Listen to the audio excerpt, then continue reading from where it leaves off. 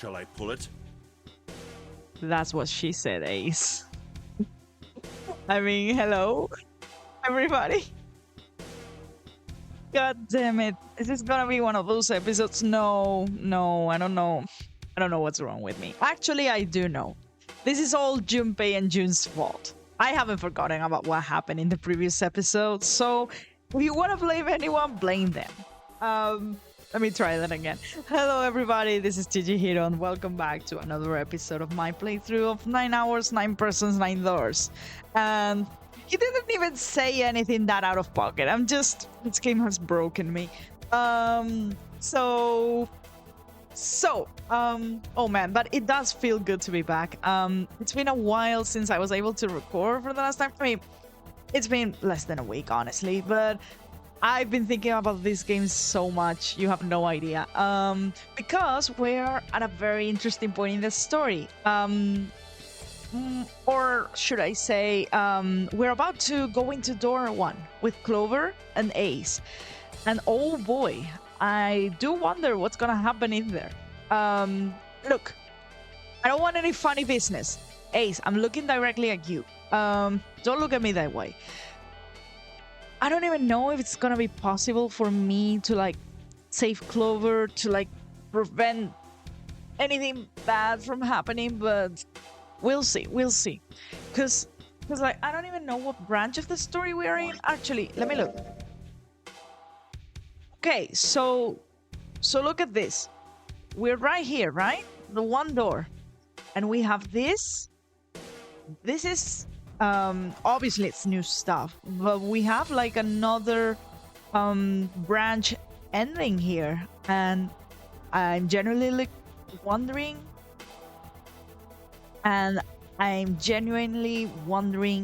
what the conditions are gonna be for each of them. That's gonna be interesting. More importantly, however, look at this. This is door 3, right? And it looks like you can, like, go straight. This is door 2. It doesn't say here, but this is the only one that's left. So that's what makes the most sense. And you can go, like whatever happens in door 3, like, it makes them go straight to door 2. So it looks like at the end of the day, I'm satisfied with my decision to go to door 1 right now. I was a bit in two minds about it in the previous episode, but it looks like it's gonna work out. Like, our third playthrough is gonna be quite interesting. All right. What do you say we jump right into it? Yeah, anytime. Clover said nothing. She nodded, little more than a lethargic twitch of the head. Look at her. Look how she's... How can Ace, like, harm her in this situation? Like, oh, I hate him. I hate him so much. But I actually don't. I hate to love him. I love to hate him. That's how it is with good villain characters. Yeah, I feel so sorry for Clover. Let's try to keep an eye on her. Very well then. Let's go. 3, Yeah. 2, 1. All right. That was slightly out of sync. Okay. And it's open! Move it! They stumbled into the room. Where is it? Oh, okay, so we're right here. Is it so that's right here? Frantically, Junpei scanned the room. Oh, okay. His eyes stopped on the device that would determine whether they lived or died. There it is! Over there! Yeah, go. Next to the door they'd come through was the dead. As one, they ran to it.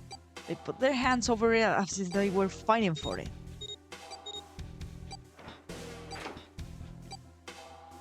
Okay. It stopped. Yes, it did. Junpei could feel his heart pounding against the inside of his ribs. Ace and Clover were breathing hard and fast. I don't believe I'll ever get used to that. Yeah. I'm not sure it's something I'd want to get used to. True. Did I say something like this in a previous episode? No, I might have thought about it. But yeah. Oh, maybe they did, like in a previous, like one of these situations. Definitely remember some dialogue like this. You should Anyway, finish this game before imminent death becomes a normal thing. yeah. This is something he said before, and I think it was after door 6, wasn't it? I mean, it's okay. The dialogue is reused. The context is different. The people that are here with us are different. I agree. Now then, Junpei looked around again, this time more slowly. there's another door. Let's try opening it. I'm gonna say it's not gonna open. He took hold of the knob and easily, gently pulled it open. Okay, So, never mind. this is the wheelhouse? The wheelhouse, huh? So, right. That other room were the captain's quarters. I think from the last playthrough they said something like that. He closed the door again and turned to Ace and Clover. He fixed each in turn with a meaningful stare, then spoke. Ace, you investigate the wheelhouse next door. Very well. Clover, you're in charge of this room.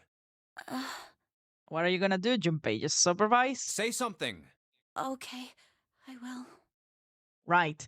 I do think he needed to be a little firm there. It's definitely a bit of tough love. Maybe she needs that in this situation. Like they all need that. They all need to cooperate and do stuff, you know? Alright then, let's get started.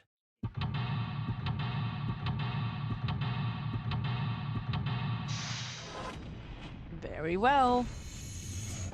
Seek a way out. Here we go. The chart room. Okay, so not exactly the captain's quarters, but maybe they're close? I don't know. Didn't they mention? No, I don't even remember. This wasn't the room that Lotus, Clover, and Seven came through last time, was it? No, it couldn't.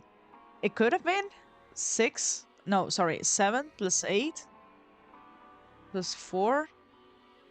No, it couldn't have been. Never mind then. Okay, so let's look around, shall we? What's this? Maps or charts. Stack of nautical charts. I think this is a nautical chart. There's this line on it. Here. I think the line is the route the ship is supposed to take. There are these dots all over the map. Yeah, like this is Greenland. This the Canary Islands. Over here is like Mozambique, I think. Here's Brazil. This is about Argentina, and then it goes straight to this part of Australia. I don't know if that's supposed to mean anything. Oh, those are probably ports, like for a boat to stop at. It looks like the lines connect the dots. Uh-huh. There's a stack of charts like that one. Yeah. How many are there? Are they all the same? I'm not really sure, but it says somewhere in the ballpark or 10 or so. Okay. But it doesn't look like we can look at the others. Stack of nautical charts. Each page has different lines on it. Alright. There's nothing left in the drawer.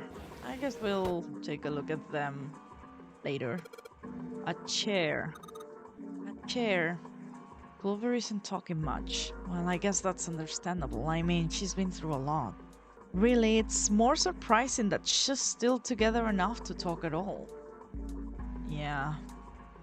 A light. It looks kind of like a wilted flower. Yeah, we gotta examine all the lights. Okay, wilted flower. No jokes. Oh, okay. These are not the spots on the map, but let's take a look. A world map with the Atlantic Ocean in the center. There are a number of red pins in several locations. What do these red pins mean? Well, the nautical charts I picked up earlier have a map like this one. Can we move the pins? Yeah, maybe? Maybe one of them matches up to the pins or something. Let's see. Well, what do you know? Looks like this one's a match to the pins. Okay, so each of the chart has like a different drawing on it or like a different route. And okay, so we got 7 locations connected by straight lines, and each one has a word next to it. That's probably the speed. New material has been added to the file screen. Okay, can we look at it right now? A nautical table. A nautical table found in the chart room. It shows directions of south, west, southwest, northwest, east, north, and straight. There is a word next to each point on the map. Full, half, slow, full, half, dead, stop. That's what it says. Gonna take a picture. Look, I'm gonna take a screenshot of that. And we'll look at the drawing right here. Stop. This is like, I mean, it's not very accurate, but this is like England. This is the north of Spain. That's either Canada or the US. I don't exactly know that latitude. That's probably the US. South Africa, Madagascar, Australia, and Japan. And starts with stop. Does it mean that the ship is stopped right here? No, wait. It stops. It starts here in Japan. Right, the arrows. Look at this. So full speed to Australia, then half speed to Madagascar, slow to South Africa, full across the Atlantic all the way to the US, half to Spain, and dead. Like that speed, like, is that slower than slow? And then it stops at the UK. Okay. Well, let's keep it in mind. I don't exactly know what to do with that for now, but alright, I've got the nautical chart that matches up to these pins. Ooh, actually, that might have something to do with something that we're gonna find in the wheelhouse. I bet. I don't think I need to spend any more time with this map. Okay. Another wilted flower? It's a light. Well, I guess she doesn't really feel like talking.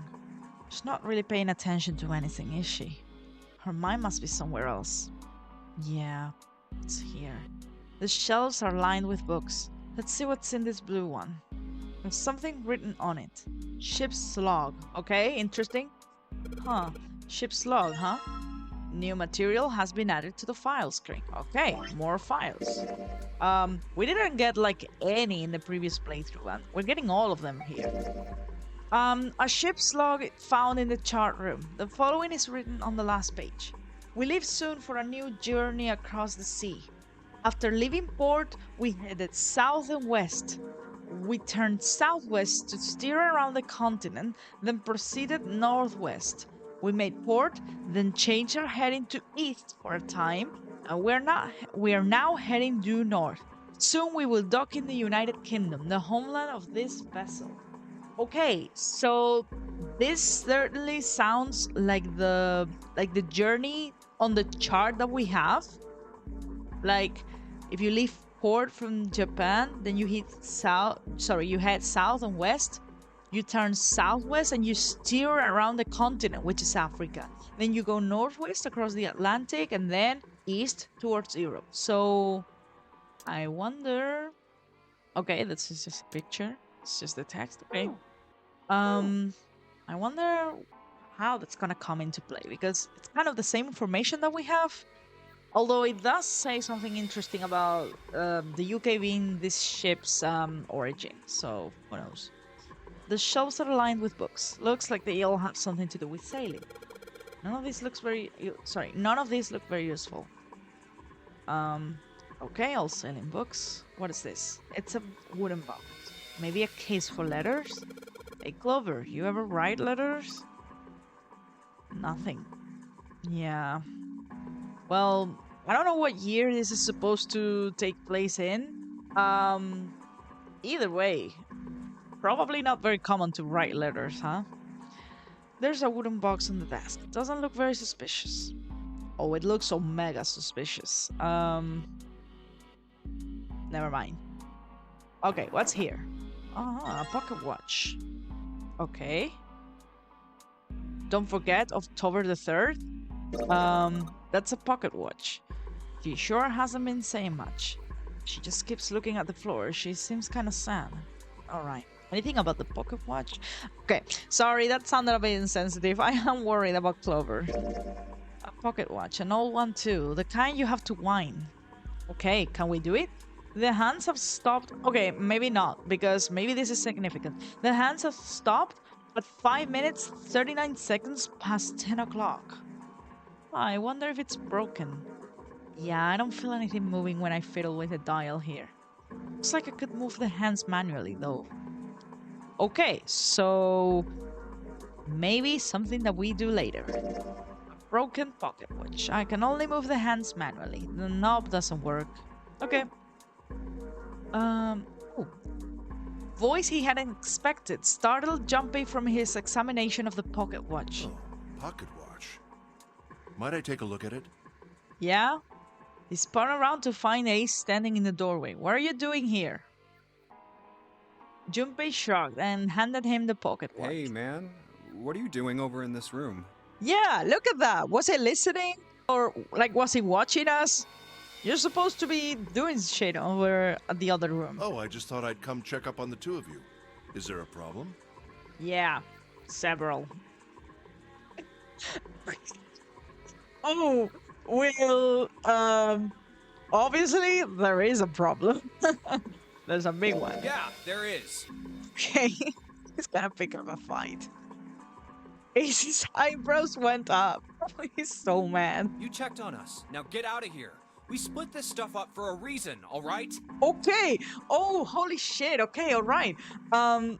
Actually, I hope this didn't like affect anything in the story because I thought he was just gonna be like, yeah, man, you should, be over at the other room. He just came at him. That's a lie. We didn't have to split up the work. I mean, we would have. We go faster if we split up the work. I just want to talk to Clover alone.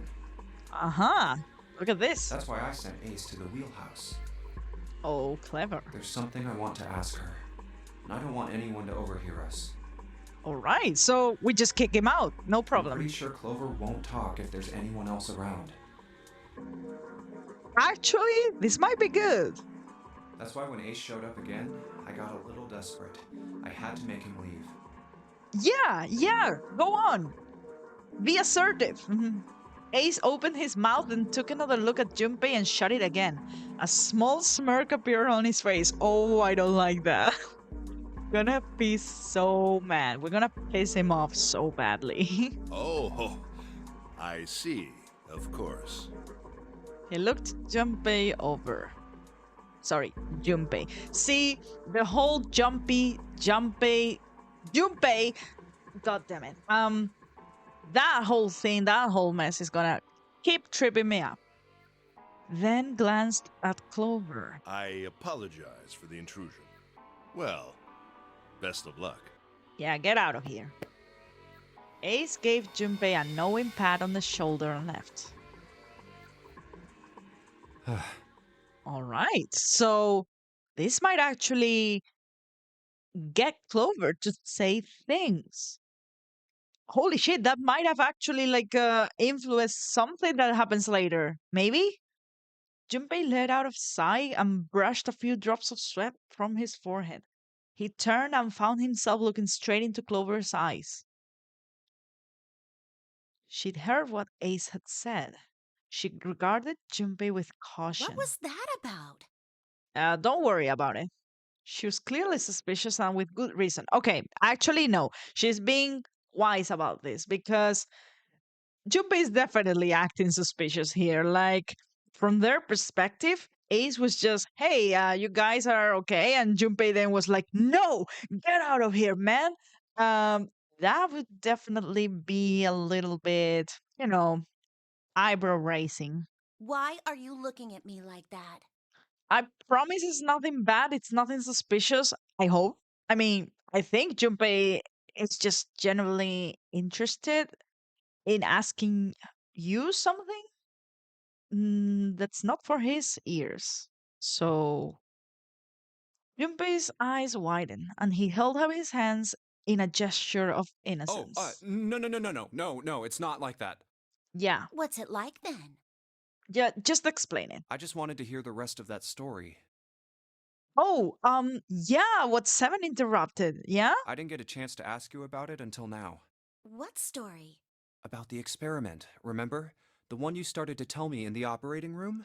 Yeah. Okay, oh, this is gonna be good then. More You information. said something about an experiment that happened here 9 years ago. Uh-huh, but then she kind of went on a tangent. And who am I to blame her? But it did have a point, right? Like she was talking about Locke's socks and the ship of Theseus, and her point was like um things that might have originally been the same but are no longer the same might still be connected. Which honestly kind of reminds me of, like, isn't that one of the premises, or like one of the big things in quantum physics? It's that like quantum particles, like they can affect each other even if they are like incredibly far away. Like if they've been together at one point, and then no matter how far they drift from each other, some changes can still be reflected.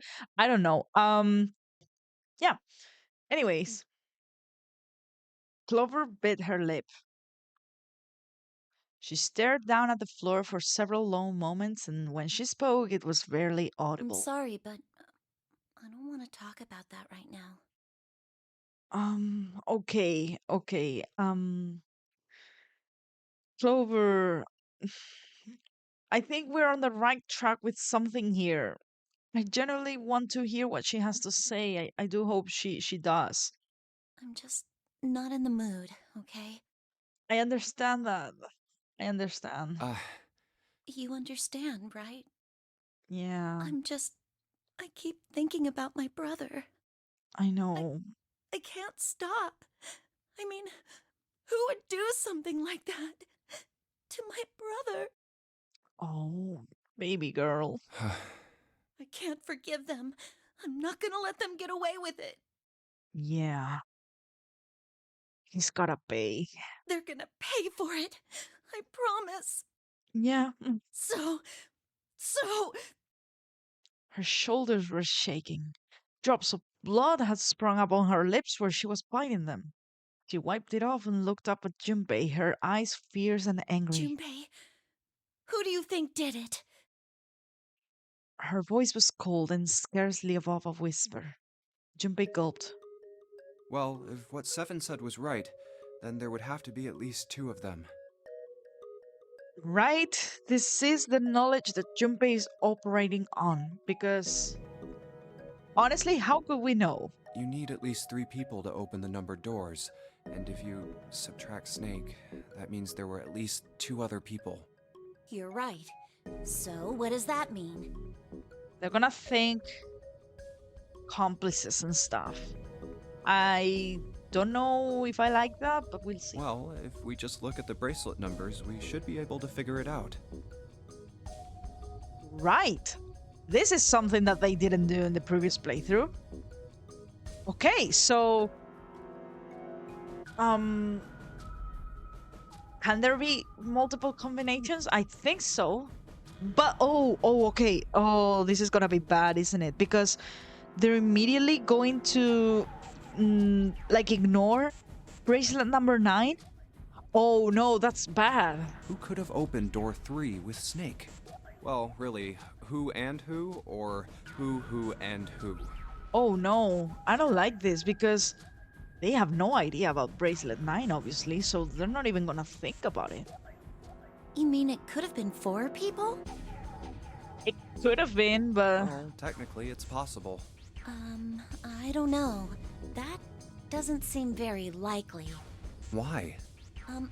I'll tell you later. okay. Why don't we just assume it was only 2 other people for now? What does she know? Okay, got it. Let's do that then. Then who do you think it could be? Junpei crossed his arms and thought. Snake's bracelet number was 2. Which 2 bracelet numbers added to 2 would give a digital root of 3? Right. Ooh, so many options here. Okay. But look at this. Bracelet 9, nowhere to be seen. Okay, so actually let me work this out because we have 2. We need a digital root of 3, so we need 12. And that's without using 1 and 9. So we need something that adds up to 10 without using 2, 1, and 9, I think. Okay, maybe let me think. Santa and 7 would be 10. Yeah? Santa's number 3, 7's number 7, and 2. That's 12, and that's a digital root 3. Oh no, we're not gonna suspect them, are we? See, I don't like this, but that's the answer, isn't it? Can I answer wrong on purpose, or is that gonna fuck me up? I don't know. It's Santa and 7, isn't it? Would it be Santa and 7? 2 plus 3 plus 7, 12. 1 plus 2, 3. The digital root for Snake, Santa, and 7 is... No, I don't like this. 3! Wait, hold on. Are Santa and 7 the killers? They're not. They're not. But this is so horrible. What's wrong? But she's probably figured it out too. Like, it's not something difficult to think of. And honestly, we should have thought about this in the previous playthrough. Like, okay, just do the math. Who does the math point to? But then that would have made me suspect them, and my playthrough might have been very different. So, kind of glad I didn't think to do that, because I was just so focused on the idea that none of them could have done it. So I didn't even bother doing the math. So did I? Maybe I tried? No, I don't think so. I don't remember. I don't think I thought too hard about that. So let's see. Clover looked at Junpei and he looked back at her. There was no point in hiding it. Well, I thought about it, and... He told her his conclusions. That's what I thought. Yeah, of course she would have been thinking about this. She looked less surprised than he'd expected, yeah? Santa and 7. If it was 2 people, then that's the only combination that works. And I wonder... Honestly? No, she didn't know that before we went in there. I was wondering if she was already suspecting him, but no, she wouldn't be. Hey, wait a minute there. Don't you think it's a little too early to be jumping to conclusions? Well, all I said is that those 2 would have been able to open door 3 with your brother. Yeah. There might be other possibilities. Well, what other possibilities? He didn't have an answer. He was ready to admit defeat when Clover spoke. Are you saying you think that it was 3 or 4 people? And why does she think that that's impossible? I really don't think that's likely. Do the numbers not match up? Do we need number 4? And she said, well, I wouldn't have done it. Because, yeah, she wouldn't have done it. I don't think she would have done it, obviously. Why not? Can I borrow your pen and paper? Yeah. Clover put her hand out expectantly. Yeah, here. Junpei pulled out his pen and pad of paper and handed them to her. She opened the notebook and wrote down several simple addition problems. Yep. Eventually she had 8, which provided a digital root of 3. A. 2 plus 1 plus 3 plus 6 equals 12. So... Right. Casting suspicions on June. 2 plus 1 plus 4 plus 5. Casting suspicions on herself and myself, which I don't think she is gonna say. 2 plus 4 plus 7 plus 8. Again, includes her. 2 plus 5 plus 6 plus 8. 2 plus 1 plus 3 plus 7 plus 8. 2 plus 1 plus 4 plus 6 plus 8. 2 plus 1 plus 5 plus 6 plus 7. 2 plus 3 plus 4 plus 5 plus 7. What's this? Yeah, okay. These are the combinations for 3 or 4 people. By the way, I've been doing this as well before episodes. Like, not for this particular problem. It was way earlier. I was trying to figure out which groups could go through doors 7, 8, and 3. These are the notes of a deranged person. These 8 combinations are the only possible ones. Yeah. Oh, I see. Junpei, Yeah?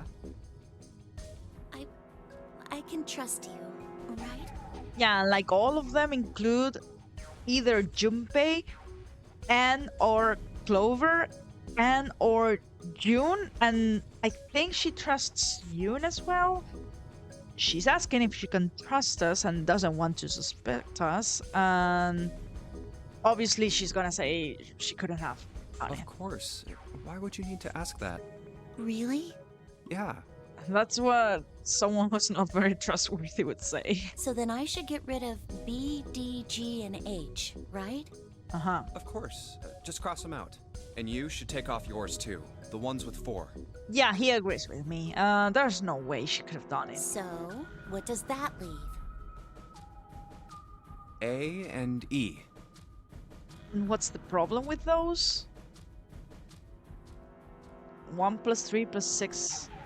Sorry, yeah. 2 plus 1 plus 3 plus 6. And 2 plus 1 plus 3 plus 7 plus 8. Wait, it can't be A. Can't be. Why? Because June's in that one. Yeah, he's of course gonna defend There's her. no way in hell she'd do something like that. Are you sure? I bet my life on it. Okay then. I can cross off A too, right? Junpei is very taken in by her as well. Okay, I say taken in. Obviously, I don't think she's to anything bad either. That's my perspective as a player. But I'm here, outside the game. And I don't know her. But he does know her. So I guess he has something to go off of. But he's inside the game, a very stressful scenario, so... I don't know what my point was with this. Yeah. Well, what have we got left? E. Which again includes 7 and Santa, so... with 2 extra people. And that's everyone else except herself, myself, and June. Do you know what this means? Everyone besides me, you, and June would be working together. Yeah. Do you think that's likely? If there were 4 people working together, they wouldn't be very cautious.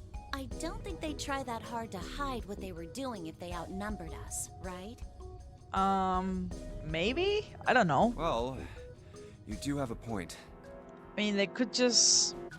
We don't know what their end goal would even be, so... I don't know. And besides, if Ace and 7 are working together, they could have easily gotten rid of me when I went to the shower room with them.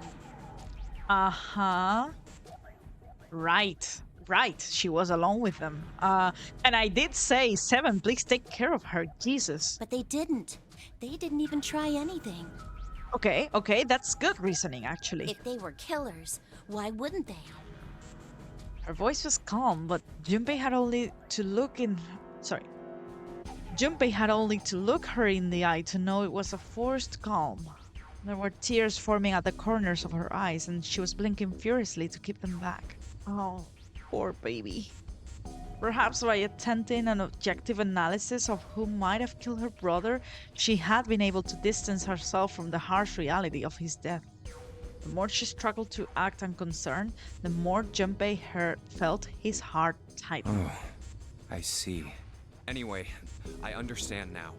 Yeah, It seems pretty unlikely that it was as many as 3 or 4 people. Yeah. so we're thinking too. And that means there's a good chance it was Santa and 7. But then... Right, no, because in that case she's trusting Ace and not trusting 7 in this scenario. Oh, I don't like that. That's how it looks. But why would they do it? There was a moment of silence. Their motive. He laid his hand gently on her shoulder. He was so close to the answer. When Ace chose the worst possible moment to return. God damn it, this man is going to. Ah. Y'all, thank you so much for watching this episode. I'm gonna stop here because this episode's quite long already, and think everything else can be tackled in the next one. So thank you so much for watching. Please don't forget to like, comment, and subscribe if you're enjoying this playthrough, and I will see you in the next episode. Goodbye for now.